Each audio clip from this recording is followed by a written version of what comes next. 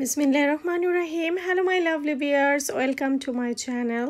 কেমন আছেন সবাই? আশা করি ভালো। আজকে আরেকটি নতুন ছোট্ট ব্লগ নিয়ে আজকে হাজির হয়েছি। আজকে আমরা যাচ্ছি ডাডলি ডোর বিচ, অনেক দূরে। তো আমরা 12টার দিকে রওনা দিয়েছি, কিন্তু আমাদের এত বেশি ব্যাগ পেতে হয়েছে, 6 ঘন্টা লেগেছে ওইখানে গিয়ে পৌঁছতে। আর এত বেশি জ্যাম ছিল রাস্তায় ওই দিন, কি বলবো, হুট করে প্ল্যান করা হয়েছে। খাবার টাবার রেডি করতে করতে আমাদের দেরি হয়ে গেছে। মিলন ভাইরা আর আমরা গিয়েছি, আমরা 2টা ফ্যামিলি গেলাম। তো এত বেশি ব্যাগ পেতে হয়েছে, কি বলবো, অনেকটা দূর আমাদের এখান থেকে। 6 ঘন্টা লেগেছে, মিনিমাম 3 ঘন্টা হলেই হয়ে যায়, বাট জ্যামের কারণে আমরা আটকে গিয়েছিলাম। তো তারপরে আলহামদুলিল্লাহ, আল্লাহর কাছে শুক্রিয়া, আমরা ভালোভাবে ওইখানে যেতে পেরেছি। ডাডলি ডোর বিচটা একদম কি বলবো, সিনেমেটিক। এখানে অনেক সিনেমাও করেছে, ইন্ডিয়ান মুভি হয়েছে এখানে। তো খুব সুন্দর একটা জায়গা, সেই জন্যে আমরা যেতে চেয়েছিলাম। বিশেষ করে আমি আর আমার ভাবি খুবই চাচ্ছিলাম এখানে যাওয়ার জন্য, কারণ হলিডেতে যদি হাজব্যান্ডের কাজ পড়ে যায় তখন আর আমাদেরকে নিয়ে যেতে পারবে না। আর বাচ্চাদের এখন ছুটি, সব জায়গায় সবাই বেরো করতেছে, আমরা যদি ঘরে থাকি কেমন হয় বলেন তো। সেই জন্যেই জামাইকে পটিয়ে একদম নিয়ে গেলাম। তো যেতে যেতে আমাদের আসলে অনেক বেশি লেট হয়ে গেছিলো। সেখানে পৌঁছতে পৌঁছতে আমাদের 5টা বেজে গিয়েছিল। তারপরে লম্বা ডে, সেজন্যে কোনো প্রবলেম হয় নাই আলহামদুলিল্লাহ। তবে রাস্তাঘাট এত শেষই হচ্ছিল না, এত বেশি দূরত্ব ছিল। যারা ডাডলি ট্যুরে গিয়েছে তারা জানে তাদের অবস্থাটা কেমন হয়েছে। অনেকেই অবশ্য আমাদের মতো ভুল করে না, এই ভুল কাজটা কেউ করতেও যাবেন না। আমরা আসলে ভোরে রওনা দেই নাই। যখন ভোরে রওনা দিতাম, যদি 7টা-8টার দিকে রওনা দিতাম তাহলে এমনটা হতো না, বাট অনেক বেশি লেট করে ফেলেছি। ব্যাপার না, তারপরে আলহামদুলিল্লাহ আমরা ভালোভাবে পৌঁছে গিয়েছি। এখানে বাচ্চারা এসেই আমরা খাওয়া দাওয়া আগে শেষ করে তারপরে আমরা নিচে নামবো। চারিদিকটা আপনাদেরকে একটু দেখাচ্ছি। প্রথমে এখানে অনেক মানুষ ছিল, অনেক মানুষ, অনেক ভিড় ছিল, একদম লাস্ট মাথায় ছিল। আর খাবার, প্রচুর পরিমাণে খাবার নিয়ে এসেছিলাম আমরা। এই যে আপনাদের সাইনবোর্ডটা দেখিয়ে দিচ্ছি, চলে এসেছি। আর এখানে এখন আমরা 20 মিনিট নিচে নামতে লাগবে।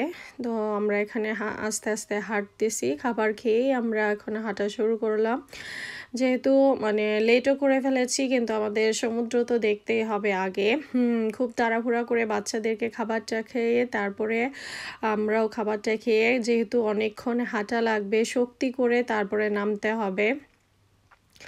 এখানে অনেক বয়স্ক লোকরা আসে, লাঠি নিয়ে আসে, লাঠি দিয়ে দিয়ে হাঁটে। তারপরে যারা বাচ্চারা আছে ওদেরকে কারোচিনায় বসিয়ে নিয়ে যায়। আসলে এই রাস্তার পথটা একটু ব্যাক পেতে হয়। এই রাস্তাটা অনেক বেশি একটু নিচু, তবে একটু সতর্কতার সহিত নামতে হবে। যাদের ছোট বেবি আছে তাদেরকে অবশ্যই পিঠে বেঁধে বা সামনে যে বাঁধার বেল্ট আছে সে বেল্ট দিয়ে বেঁধে তারপরে নিয়ে আসাটা ভালো। আমারই অনেক বেশি খারাপ লেগেছে, কারণ এত বেশি নিচা ছিল। ওই যে দেখতে পাচ্ছেন একদম পাহাড়ের মতো দেখা যাচ্ছে, ওই পর্যন্ত আমাদের হাঁটতেই হবে। তো আমার সামনে এই যে 2জন আন্টি আঙ্কেল ছিল, ওনারা আস্তে আস্তে হাঁটতেছে। তো আমি বাচ্চাদেরকে ফলো করতে করতে তারপরে নিচে যাচ্ছি। আমি ওদেরকে বলতেছি, বাবা তুমি আস্তে আস্তে নামো। এই যে আমরা কাঙ্ক্ষিত পথ শেষ করে এতটুকু কি বলবো, হাঁটার পর, কষ্টের পর আমরা অবশেষে পেয়ে গেলাম আমাদের গন্তব্যস্থলে, পৌঁছে গেছি। সেটা দেখতে পাচ্ছেন। এই সিনেমেটিক দৃশ্যটার জন্যই আমরা বেশি পাগল ছিলাম। এখানে আসার পর মনটাই ভালো হয়ে গেছে, সত্য কথা যেটা। আল্লাহর কি সৃষ্টি। তারপরেও দুনিয়াতে অনেক কিছু দেখার আছে, অনেক অপরূপ সৌন্দর্য, কি বলবো। বাচ্চাদেরকে নিয়ে আমার তো সারাক্ষণ মাথায় একটা থাকে যে আলিফ আলিয়া ঠিক আছে কিনা, কারণ এরা হচ্ছে ছোট বেবি, ওরা কিছু বোঝে না, ওরা তো যেতেই আছে, কিন্তু যদি ঠাস করে পড়ে যায় তাহলেই ঝামেলাটা হয়ে যাবে। আমি সেজন্য তাদের পিছনেই ছিলাম। তার এখানে দেখতে পাচ্ছেন যে অনেকটা নিচে নামতে হইতেছে। মানে কি বলবো, যারা বয়স্ক আছে তাদের কিন্তু অনেক কষ্ট হয়ে যায়, মানে এই নামা ওঠা বিষয়টাই অনেক বেশি কষ্টের থাকে। আর যখন মানে এই দৃশ্যটা দেখতে পেয়েছি তখন কষ্টটা অবশ্য কমে গেছে, যা অবশেষে আমাদের কাঙ্ক্ষিত স্থলে পৌঁছে গেলাম। মানে 6 ঘন্টা জার্নি, চারটিখানি কথা না, এটা অনেক বেশি। কারণ বাচ্চাদেরকে নিয়ে এটা শুধু স্বামী স্ত্রী থাকতাম তাহলে কোনো ম্যাটার ছিল না, কিন্তু বাচ্চারা অনেক বেশি টায়ার্ড হয়ে গিয়েছিল, ওরা ঘুমিয়ে পড়েছিল, তারপরেও টায়ার্ডনেসটা তো থেকেই যায়। তারপরে এখন আমরা নিচে নামতেছি, আলিফের আব্বু ভাবির ছোট বেবিকে নিয়ে, তারপরে ভাইয়া ভাবি ওরা পেছনে আছে, আমি ওদেরকে নিয়ে সামনে আছি, ভাবির বড় মেয়েরাও আসছে। তো ফুল ফ্যামিলি 2টা গাড়ি ভরে আমরা চলে এসেছিলাম।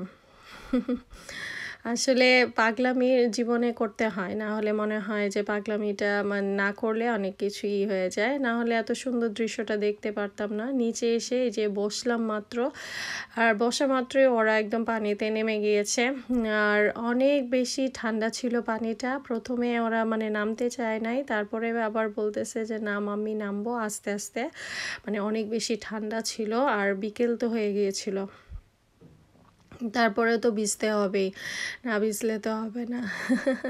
ওরা যে একদম মানে ভিজে মানে ওরা ওদের জন্যই আসলে আরও বেশি যাওয়া। ওরা মানে কি বলবো, লন্ডনে এত বেশি গরম পড়েছে, সেজন্যে গরমে একটু অস্বস্তিও লাগে। আর সুন্দর সুন্দর জায়গায় গেলে তো মনটা এমনিতেই ভালো লাগে, ওদেরকে নিয়ে ঘুরতেও পারি, আর আমিও ভিডিও করি, ভালো লাগে, আপনাদের সাথে সেটা শেয়ার করি। আর এরকম সুন্দর জায়গায় গেলে কার না ভালো লাগে বলেন, সবারই ভালো লাগবে। তো এই যে ওরা এখন ভিজতেছে, ওর আব্বু এখনও আসে নাই, আমি কিন্তু বসে আছি এখানে ওয়েট করতেছি। কারণ আপনাদেরকে তো দেখালাম যে রাস্তার পথটা এত দূরত্ব, মানে কি বলবো, আস্তে আস্তে ওদেরকে আমি আসতে বলেছি ফোন করে যে তোমরা আস্তে আস্তে নিচে নামো, আমি ওদেরকে নিয়ে ঠিক আছি। ওরা এখন পানিতে নেমে গেছে, এই আর কি।